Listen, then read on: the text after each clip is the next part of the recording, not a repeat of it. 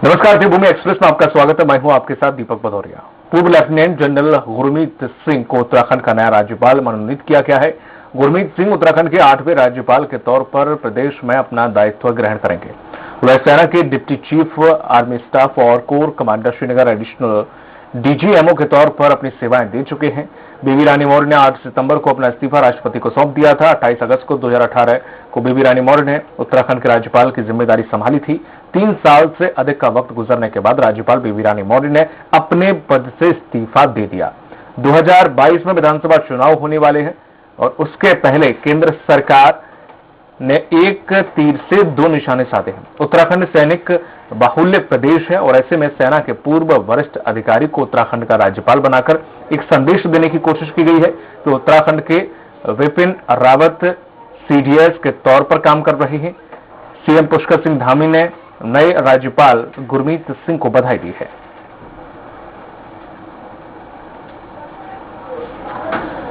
CM Pushkar Singh Dhami ने रुड़की के उपजिला चिकित्सालय में आईसीयू के 10 बेड और 2 ऑक्सीजन जनरेशन प्लांट का लोकार्पण किया।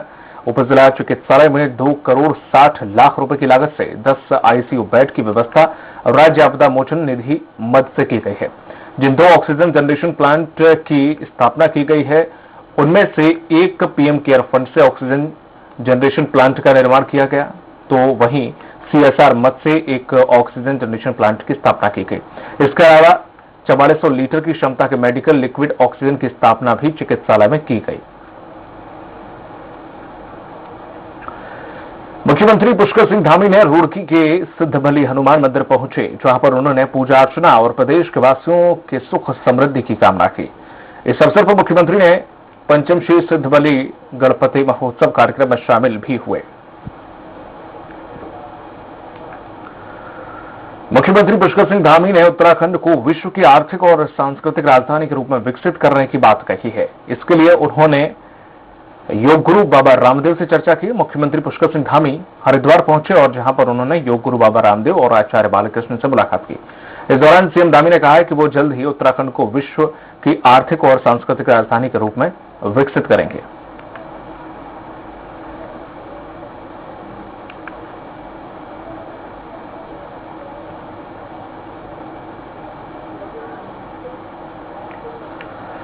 उत्तराखंड में एक बार फिर से डॉक्टरों के बड़े स्तर पर तबादले होने जा रहे हैं और इसको लेकर महानिदेशालय और शासन स्तर पर कवायद तेज हो गई है।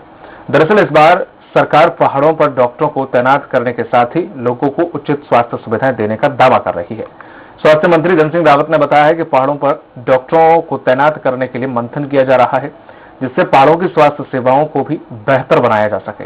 उन्होंने कहा है कि मौजूदा समय में जितने डॉक्टर राज्य सरकार के पास हैं, उनको जल्द ही उचित स्थानों पर भेजा जाएगा। पत्रकार लोगों के साथ भी एक स्वास्थ्य संवाद रखने वाला है। हम पे जितने डॉक्टर हैं, हमारी प्राथमिकता यह है कि 80% हम पहाड़ों में भेजें और जहां जहां रिक्त स्थान मेरे पास आए हैं, हम बहुत जल्दी उन रिक्त स्थानों में नियुक्तियां कर देंगे। और एक मैं प्रेस को यह भी बताऊंगा कि अभी तक हमने कितने कितने डॉक्टर कहां भेजे। देहरादून शिक्षा मंत्री अरविंद पांडे शिक्षा की गुणवत्ता पर बड़ा उन्होंने बयान दिया है और कहा कि सरकारी स्कूलों को सीबीएसई पैटर्न लागू होने से शिक्षा की गुणवत्ता में सुधार आया है और हम जल्द ही अभिभावकों की मांग पर राज्य के माध्यमिक विद्यालयों में भी सीबीएसई पैटर्न लागू करेंगे, जिससे राज्य की शिक्षा गुणवत्ता में सुधार हो सके। इसके साथ ही उन्होंने कहा है कि यदि राज्य के लोगों की डिमांड बढ़ी तो सभी सरकारी विद्यालयों को सीबीएसई पैटर्न लागू किया जाएगा। तो प्रशिक्षक को पढ़वाने की आवश्यकता नहीं होती है। आप देहरादून के ही किसी भी अटल उत्कृष्ट विद्यालय में जाइए, अधिकांश विद्यालयों का आगे बोर्ड लगा दिया गया है कि यहाँ एडमिशन की गुंजाइश अब नहीं है। छात्र संख्या बढ़ी है, इसका मतलब हमारे शिक्षक की गुणवत्ता पर काम कर रहे हैं, आम जनता का विश्वास पैदा हो रहा है, तो इसका मतलब शिक्षा की गुणवत्ता ठीक है। खबर देहरादून से, जहां पर उत्तराखंड में चुनाव नजदीक आते ही दल बदल की राजनीति शुरू हो गई है। वहीं कुछ कांग्रेस बीजेपी नेता जाने की तैयारी में है। कांग्रेस में खास बात यह है कि कांग्रेस के ऐसे 3 चेहरे हैं जिन्होंने बीजेपी में शामिल होने के लिए नेताओं से संपर्क भी कर चुके हैं। और बीजेपी विधायक दिलीप रावत ने खुलासा करते हुए कहा कि कांग्रेस के 3 से 4 ऐसे बड़े चेहरे हैं जो बीजेपी के संपर्क में है और अभी उन्होंने इन चेहरों के नाम नहीं बताए हैं। पिछले कुछ दिनों से गढ़वाल क्षेत्र के विधायक के साथ ही एक पूर्व मंत्री भी बीजेपी में शामिल होने की खबर है। भारतीय जनता पार्टी का पूर्ण विरोध लगातार बढ़ रहा है, चाहे यहाँ हो चाहे देश स्तर पर हो या प्रदेश स्तर पर। और अभी पवार जी आए हैं और जनाधार वाले नेता हैं, 2 बार विधायक बने हैं, निर्दलीय हो गए, तो निश्चित रूप से वो जनाधार वाले व्यक्ति हैं और उससे बढ़ रहे हैं। तो हमारे पार्टी को बहुत बड़ा इसका फायदा मिलेगा। और मैं समझता हूँ कि अभी 2-3 विधायक और भी हमारी पार्टी में आने की इच्छुक हैं और हम चाहते हैं कि हम उनका भी स्वागत करेंगे। देहरादून में पूर्व मुख्यमंत्री हरीश रावत ने गणेश चतुर्थी के दिन पूरे प्रदेशवासियों के सुख समृद्धि की कामना करते हुए पंचायत मंदिर में पूजा अर्चना की। पूर्व सीएम रावत ने भगवान गणेश से लोगों के कष्ट हरने की भी विनती की।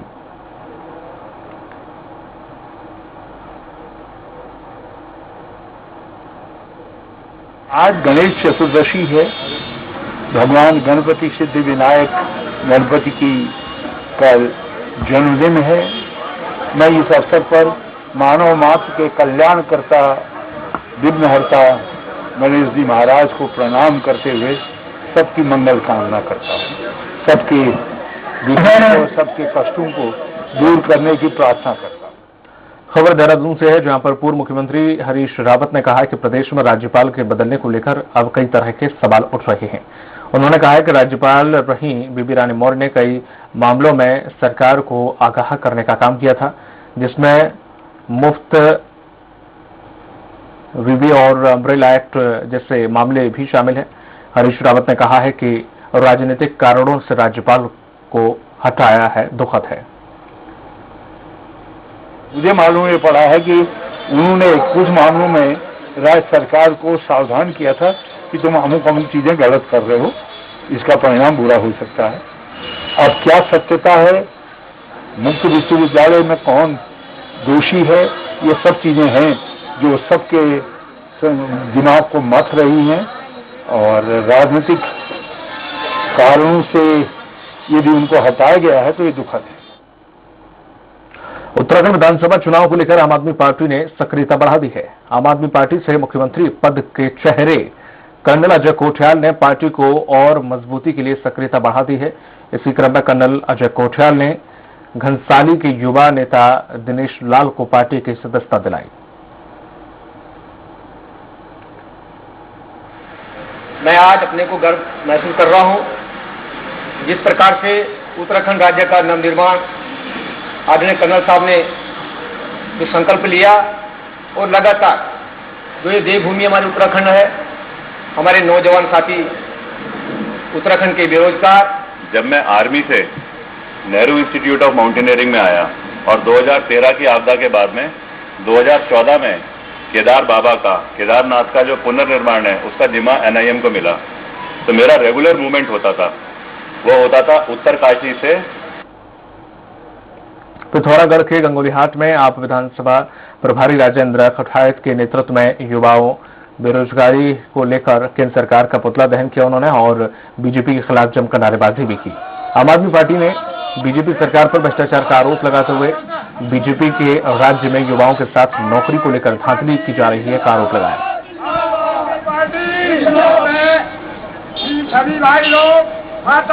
विधानसभा गंगोलीहाट में आम आदमी पार्टी ने एक बैठक रखी गई, जिसमें उत्तराखंड सरकार द्वारा जो भ्रष्टाचार के कार्यों को किया जा रहा है उसके विरुद्ध उत्तराखंड शासन का पुतला फूंका गया। आने वाले समय में आम आदमी पार्टी की सरकार बननी चाहिए, इस पर विशेष विचार विमर्श हुआ। कर्णप्रयाग के उमा महेश्वर आश्रम के पास पहाड़ से मलबा आने से ऋषिकेश बद्रीनाथ नेशनल हाईवे बंद हुआ है। सड़क में मलबा आ जाने से नेशनल हाईवे के दोनों ओर वाहनों की लंबी लाइनें लग गई हैं। बता दें कि पहले कुछ समय से उक्त स्थान पर बार बार पहाड़ से मलबा आने से हाईवे बंद हो रहे हैं। बाजपुर के सुल्तानपुर पट्टी में कोसी नदी के तेज बहाव में बही मासूम बच्ची का NDRF और SDRF की टीम ने तीसरे दिन रेस्क्यू किया है। टीम को बच्ची का शव घटनास्थल से 7 किलोमीटर दूर मिला है। बता दें कि मंगलवार को कोसी नदी के माना घाट पर नदी पार कर रहा ट्रैक्टर पानी के तेज बहाव के चलते नदी में पलट गया था और ट्रैक्टर के पलटने से मां बेटी पानी के तेज बहाव में बह गए थे। एसडीओ, एनडीआरएफ और एसडीआरएफ की टीम ने महिला के शव को तो बरामद कर लिया था और मासूम बच्ची का रेस्क्यू अभियान चलाया जा रहा था। लूरनपुर मांगी घाट पर एक ट्रैक्टर के पलट जाने से एक माँ और बेटी उसमें बह गए थे और कल हमने इसमें रेस्क्यू चलाया था, जिसमें कल हमें माँ का शव मिल गया था। पंचायतनामा भर के पोस्टमार्टम के लिए भेजा गया, बाद में परिजनों के सुपुर्द कर दिया गया है। आज लगातार इसमें रेस्क्यू चल रहा था और आज भी हमें इसमें जो बच्ची है उसका शव भी बरामद हो गया है और इसमें हम लोग पंचायतनामा भर के पोस्टमार्टम के लिए उसको भेज रहे हैं। शीघ्र ही इसमें तहरीर आ रही है, फिर हम लोग कार्रवाई करें। वक्त फिलहाल छोटे से ब्रेक है, जल्द होंगे हाजिर।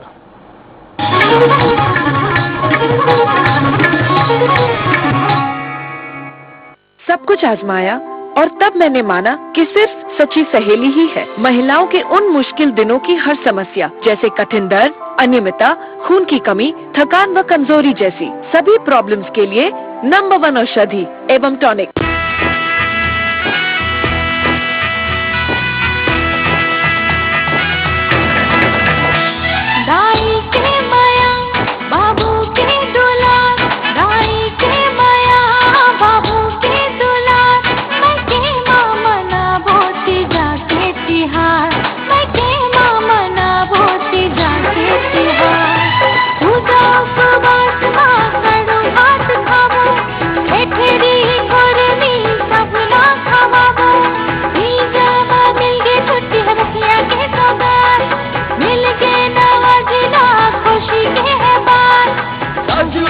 किसान योजना बिहार मनाबो 2 गुना,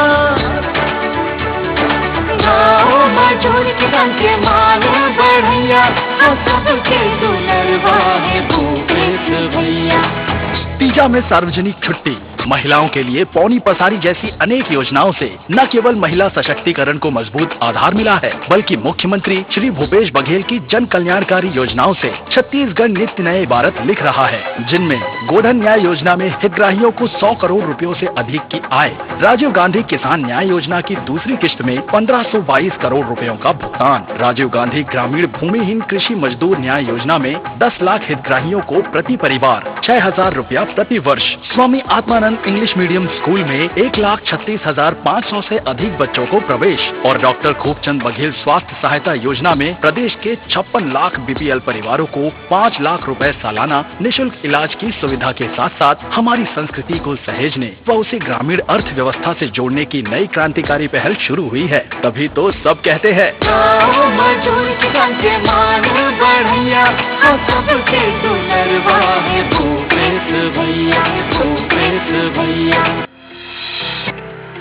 Bhabha University Bhopal is recognized as the top leading institution of Madhya Pradesh, which advances your career in education. Bhabha University is right for you as we choose career before anything. It is the best place to explore dreams and discover yourself, as we provide you the 50 acres of lush green campus, top leading recruiters for placement, high-tech laboratories, excellent and trained faculty, strong academic, international immersion programs, various scholarships and many more. Bhabha University is the emerging university of Madhya Pradesh. Join Bhabha University as your future begins here. For further details, contact 9165025500. आपका bright future बुला रहा है from LNCT University, providing practical exposure for engineering, management, pharmacy, medical, agriculture science, paramedical, law and many more. Visit lnctu.ac.in. सब कुछ आजमाया और तब मैंने माना कि सिर्फ सच्ची सहेली ही है महिलाओं के उन मुश्किल दिनों की हर समस्या, जैसे कठिन दर्द, अनियमितता, खून की कमी, थकान व कमजोरी जैसी सभी प्रॉब्लम्स के लिए नंबर 1 औषधि एवं टॉनिक।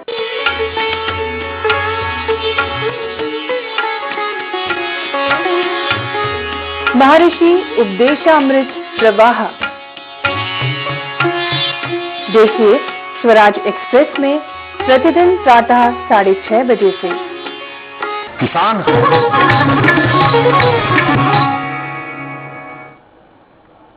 ब्रेक बाद आपका स्वागत है और करते गई खबर की ओर। हरिद्वार के ज्वालापुर बैंक में पैसे जमा करने जा रहे एक व्यापारी को साइकिल सवार ने पहले टक्कर मार दी, उसके बाद माफी मांगने के बहाने 90,000 रुपए लेकर फरार हो गया।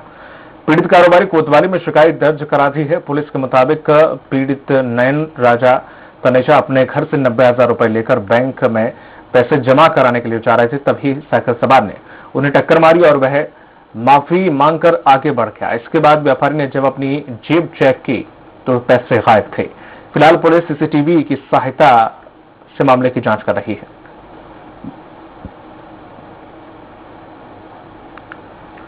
रसोई गैस के बढ़ते रेट ने जहां किचन का बजट बिगाड़ दिया है, तो वहीं कुछ गैस सिलेंडर सप्लायर ग्राहकों की जेबों पर डाका डाला जा रहा है।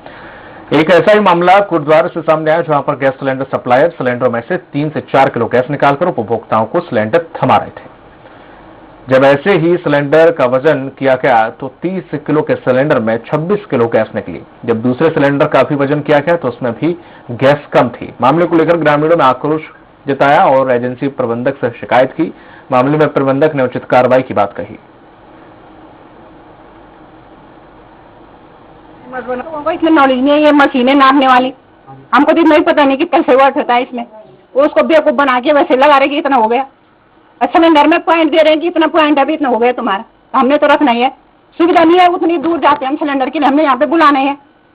हाँ, तो वहाँ से इतना फायदा उठा रहे हैं, ऊपर से 10 रुपए एक्स्ट्रा भी ले रहे हैं। वहाँ आज गरीब जनता पर सबसे जो जनता पे जो मार पड़ी है वो रसोई पे पड़ी है। और रसोई को कौन चलाती है? हमारी माताएं चलाती हैं, हमारी बहनें चलाती हैं, हमारी बेटियां चलाती हैं। वो रसोई को चलाती है, उनको उसका दर्द पता है। 950 का सिलेंडर 1 महीना भी नहीं चल पाता, 10-15 दिन में खत्म हो जाता है। तो कहीं ना कहीं यही भ्रष्टाचार है कि जो आज हाँ, यह है कि डिलीवरी के संबंध में आया था कि क्षेत्र में जो है सप्लाई के बारे में जो बात थी, तो उस हिसाब से हमने छोटी गाड़ियों को डिप्यूट करके गली गली में जो है सप्लाई करना शुरू कर दिया था। इस तरह की शिकायत आई थी, लेकिन अंडरवेट की कोई शिकायत अभी तक नहीं आई थी। वहीं ढोलवाड़ा के दुधली गांव में पूर्व सैनिक सोसाइटी दुधली की तरफ से एक संगोष्ठी का आयोजन किया गया। संगोष्ठी में क्षेत्र के तमाम पूर्व सैनिकों ने शिरकत की। वहीं ग्राम प्रधान धुंधली श्याम सिंह नेहा और सुमन जयाला ने शिरकत की। गोष्ठी में पूर्व सैनिक सोसाइटी दुधली के अध्यक्ष राजेंद्र सिंह ने कहा है कि 1 साल पूरा होने पर सोसाइटी अपना स्थापना दिवस मना रही है और सोसाइटी के तमाम काम जनहित में हो रहे हैं। उत्तराखंड को जो है पूर्व सैनिकों के और सैनिकों का जो है गढ़ माना जाता है। सबसे ज्यादा सैनिक और पूर्व सैनिक हमारे उत्तराखंड से ही हैं, जो आज सबसे ज्यादा देश की सेवा में लगे हुए हैं। तो हम उम्मीद करते हैं कि हमारे जो भी फैसले आएंगे हमारे फेवर में आएंगे। पूर्व सैनिक सोसाइटी ग्राम के सभी व्यक्तियों की मदद के लिए, हेल्प के लिए व तथा पूर्व सैनिकों की प्रॉब्लम को सॉल्व करने के लिए इसकी गठन की है। इसका मुख्य उद्देश्य समाज सेवा व पूर्व सैनिकों के व उनके डिपेंडेंट महिलाओं की कोई परेशानी है तो उनके सरकार के तथा उनके डिपार्टमेंट के समक्ष रख करके उनको जो है उनके जो उनका जो ऑथराइज जो उनकी जो अपनी उनको मिलनी चाहिए मॉनेटरी बेनिफिट उसको दिलाना है। देहरादून में भारत रत्न पंडित गोविंद बल्लभ पंत की जयंती पर कांग्रेस ने उन्हें याद करके भावभीनी श्रद्धांजलि अर्पित की। भारत के विकास में गोविंद बल्लभ पंत की भूमिका विषय पर संगोष्ठी आयोजित की गई, जिसमें उत्तराखंड नॉर्थ जोन प्रभारी डॉक्टर अमरिंदर सिंह ने कहा कि देश के विकास में गोविंद बल्लभ पंत जैसे महानुभाव की बहुत बड़ी भूमिका रही। उत्तराखंड के संबंध में रखने वाले भारत रत्न गोविंद बल्लभ पंत की तत्कालीन उत्तर प्रदेश के विकास में बहुत बड़ा योगदान रहा। उन्होंने कांग्रेस को परिवार के रूप में सजोए रखने में बहुत बड़ी भूमिका निभाई। जो गोविंद बल्लभ पंत जी की जयंती जो उत्तराखंड के ही नहीं, उत्तराखंड तो बाद में बना है। पहले उत्तर प्रदेश सीमांत उत्तर प्रदेश के आजादी से पहले 2 बार मुख्यमंत्री रहे, भारत के गृह मंत्री रहे, भारत रत्न रहे। उनके जयंती के ऊपर आज कांग्रेस सेवा दल ने उनको श्रद्धांजलि देने के लिए जन्म जयंती पर यह कार्यक्रम का आयोजन किया गया है। पिथौरागढ़ में पंडित गोविंद बल्लभ पंत की 34वीं जन्मोत्सव धूमधाम से मनाया गया और डीएम आशीष चौहान और विधायक चंद्र पंत सहित कई लोगों ने मूर्ति पर माल्यार्पण करके श्रद्धांजलि अर्पित की। इस दौरान क्रॉस कंट्री दौड़ का आयोजन एशियन बॉक्सिंग चैंपियनशिप में स्वर्ण विजेता निकिता चंद्र, रजत पाठक, निवेदिता कार्की को सम्मानित किया गया। हमारी जो जिम्मेदारी है कलेक्टर या मैं कहूंगा कि पूरा जो ब्यूरोक्रेटिक सेटअप है या पॉलिटिकल सेटअप है, मीडिया की जो बात कही थी साहब ने, तो हम जो लोग ये मानते हैं कि कहीं ना कहीं हमें डिसाइसिव पोजीशंस दी गई है सिस्टम में। तो हमारी ये जिम्मेदारी है कि हम डिस्पैरिटी को रोकें, अन्याय या जैसे इनजस्टिस, अन्याय के खिलाफ जो केस है हमारे अंदर कि हमें प्रोसेस को फॉलो करना है, हमें नियमों के अनुसार निष्पक्ष तौर पर कार्य करना है, ये हमारी बहुत बड़ी जिम्मेदारी है। उत्तराखंड के नैनीताल में भारत रत्न पंडित गोविंद वल्लभ पंत की जयंती मनाई गई और इस अवसर पर सभी राजनीतिक दल और सर्वधर्म के लोगों ने पंत की मूर्ति और चित्र पर माल्यार्पण करके उनको याद किया। इस मौके पर आयुक्त कुमाऊं मंडल सुशील कुमार ने कहा कि पंडित गोविंद वल्लभ पंत भारत के महान विचारक थे और स्वतंत्रता संग्राम सेनानी थे। उनके विचारों को जो दिशा उन्होंने दिखाई थी उसका हम लोगों को स्मरण करना चाहिए।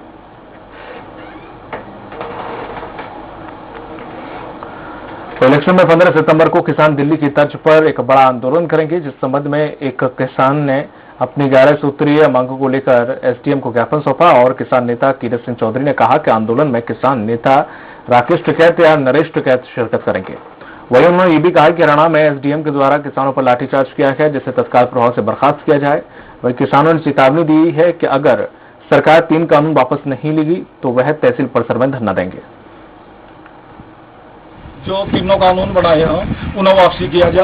एक हरियाणा में जो एसडीएम ने किसानों पर लाठीचार्ज करवाया उसके खिलाफ मतलब वो बर्खास्त होना चाहिए या सस्पेंड होना चाहिए, कोई भी अच्छी कार्रवाई होनी चाहिए।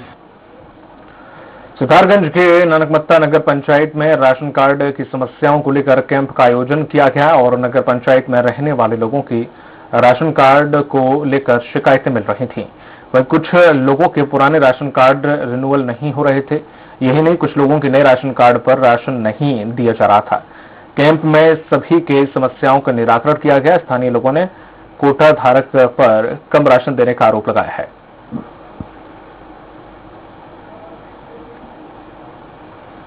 तो ड्रामा बहुत करते हैं, लाइन में लगा देते हैं, सुबह से भूखे प्यासे दिहाड़ी ढूंढ के यहाँ आ जाते हैं, फिर वो राशन जल्दी नहीं देते और एक दिन बाद आओ तो 5 किलो 10 किलो राशन कम दे देते हैं। वर्तमान में क्योंकि हमारे पास 27,000 हमारे डिस्ट्रिक्ट में ईपीएल कार्ड हमको वैकेंट दिखा रहा है, जिसके सापेक्ष जो छूटे हुए व्यक्ति हैं उनके कार्डों को हम अपडेट कर सकते हैं। अगर वो अपने दस्तावेज देते हैं तो उनको कंटिन्यू अपडेट करके विभागीय योजनाएं हैं उससे लाभ दिया जाएगा।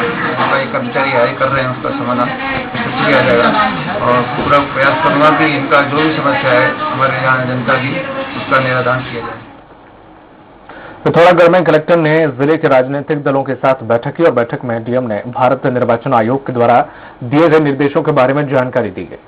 कलेक्टर ने बताया है कि जिले की 4 विधानसभाओं में कुल 586 मतदान केंद्र हैं और 7 अतिरिक्त मतदान केंद्रों के प्रस्तावों को भी एसडीएम से प्राप्त हुए हैं।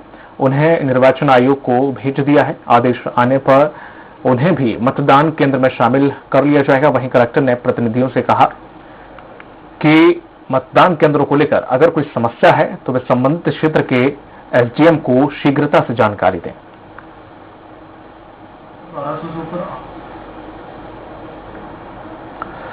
छतरपुर से बड़ी खबर आ रही है। छतरपुर के नौगांव में सड़क हादसा हो गया है। बेकाबू कार एक खाई में जा गिरी है।